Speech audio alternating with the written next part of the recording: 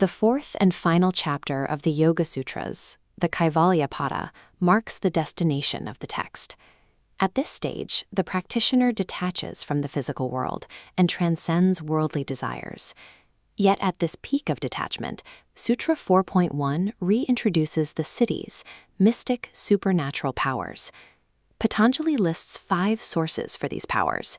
They can be present from birth, induced by herbs, activated by mantras, forced through the physical austerities of tapas, or attained through the meditation of Samadhi. Historical commentators like Vyasa point out that Patanjali categorizes these methods to set up a specific comparison. He is providing a taxonomy of human capability rather than a guide to magic. A supernatural ability and spiritual liberation are 2 distinct achievements. A strict boundary exists between what a person can do and what they actually are. The first 4 methods, birth, herbs, mantras, and physical austerities, rely on friction and forceful manipulation of body or mind to achieve an altered state. Samadhi operates on a different track. This form of meditation relies on the absence of manipulation. When reality is forced to bend through extreme methods, it creates a psychological and karmic toll on the practitioner. The state of Kaivalya is indifferent to the scale of a power. It is determined exclusively by the mechanical process used to reach it. This map outlines Prakriti, the underlying material nature and intelligence that governs physical and mental evolution. Sutra 4.2 explains that transformation into a higher state occurs through the saturation of this material nature. Intelligence fills the practitioner from the highest levels downward. When allowed to operate without interference, this mechanism is overwhelming. The subject is saturated from the inside out.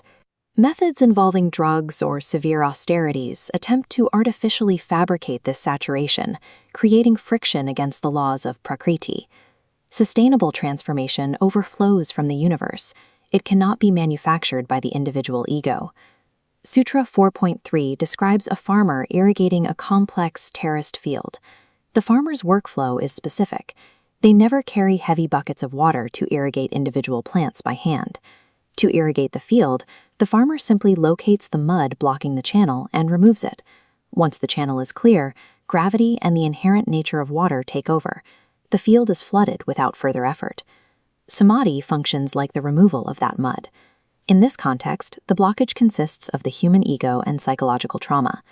Consciousness arrives through the strategic removal of obstacles, letting nature perform the work.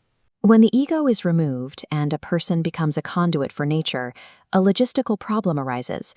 How do they still interact, teach, or function within society?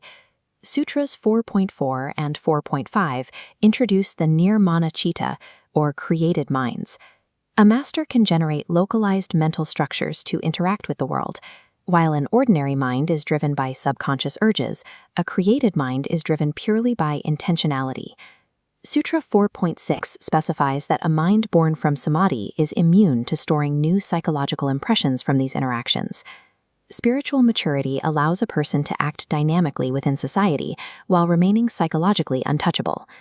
Sutra 4.7 details the standard cycle of karma. Ordinary actions fall into 3 categories: black and harmful, white and beneficial, or mixed. Patanjali identifies an exception. The actions of a liberated yogi are neither white nor black, bypassing the karmic accounting system. Acting out of ego builds dams that trap us in consequences. Acting selflessly, however, leaves absolutely no footprint. Patanjali uses the Siddhis to demonstrate that liberation means becoming a frictionless conduit, acting with compassion but zero attachment to the result.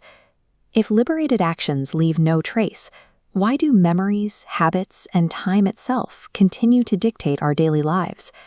Next time, we decode time and consciousness.